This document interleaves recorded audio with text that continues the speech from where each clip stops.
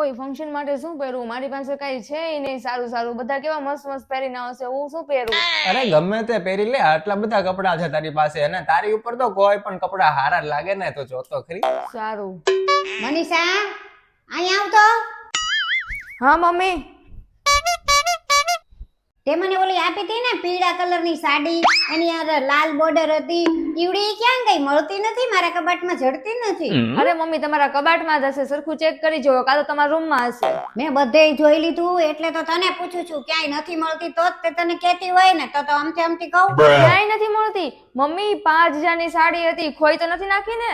ભાવિન ખીજાશે હો. અરે ક્યાંય મળતી નથી, ગઈ ક્યાં? ઈ જ મને તો એમ થાય છે કે આ મારા રૂમમાંથી લઈ કોણ ગયું? કોઈ નથી લઈ ગયું તો ક્યાં ગઈ? હવે મમ્મી પછી ગોતશું, ઈ જવા દ્યો ને, અત્યારે તમે બીજી સાડી પહેરી લ્યો. ક્યાંક એવું તો નથી ને કે મેં તને તે દિવસે પહેરવા આપી હતી પછી તે મને પાછી જ ન આપી હોય? એમય હોય ને, તું ભૂલી ગઈ હઈશ કદાચ. જોઈ લે, તારી પાસે જ હશે. તમે મને ચોર સમજવા લાગ્યા મમ્મી, કે હું તમારા થોડાક રૂમમાં આવીને તમારી સાડી હું લઈ જાઉં, કે પછી મારા કબાટમાં ને એમાં જોઈ લો, મારા રૂમમાં જોઈ લો. મેં કાંઈ નથી લીધી, તમારે જોવું હોય તો ચેક કરી લેજો. આમથી તો બહુ બધો દેકારો કરે છે. અત્યારે આ 5000 ની હાડી વહી ગઈ તોય તને જરાય જીવ નથી બળતો. તું તો હાવ શાંત છો, જાણે કાંઈ થયું જ ન હોય એમ.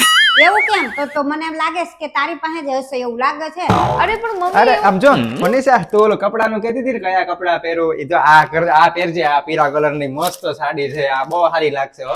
તમને તો અંદર જ કહો. હાલો. અરે બાપરે, તું તો બહુ હોશિયાર નીકળી. મેં તો તને આવી નહોતી ધારી હો. તું તો મને છેતરી ગઈ, ખોટું બોલી ગઈ મારી પાસે બધુંય તે. આમ ચાલો ઉપર, હાલો ફટાફટ. તમને તો હવે છે ને, તમારો બાબો પાડો. કેમ બે ભાગ્યા ઉપર? કાં સાચું કીધું એટલે કેવા ભાગ્યા બે જણા? ઉભા રહ્યો હમણાં તમે હો.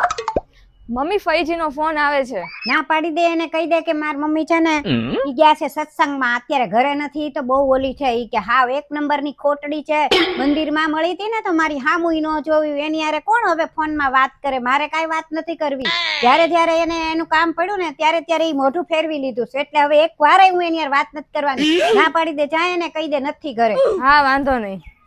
હેલો ફઈ, મમ્મી તો ગયા છે સત્સંગમાં.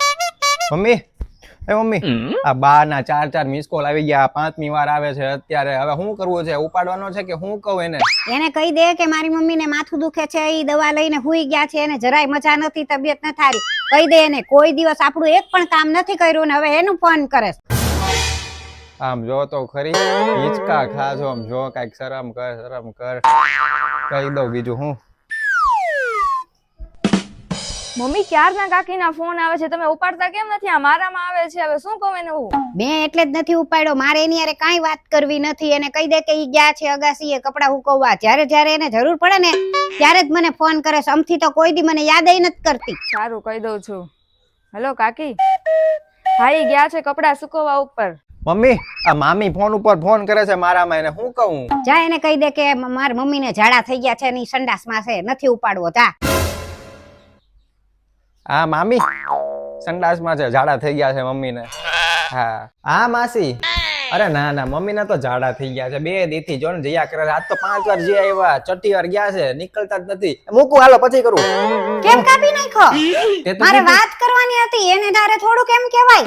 લે, હમણાં તો હું કેટલી વાર ફોન દેવા આવ્યો. આવ કાઈ ખબર નથી પડતી, બુદ્ધિ વગરનો છે. માસીની હારે તો મારે વાત કરવાની હોય કે નહીં? ઈ તો મારે કામમાં આવે.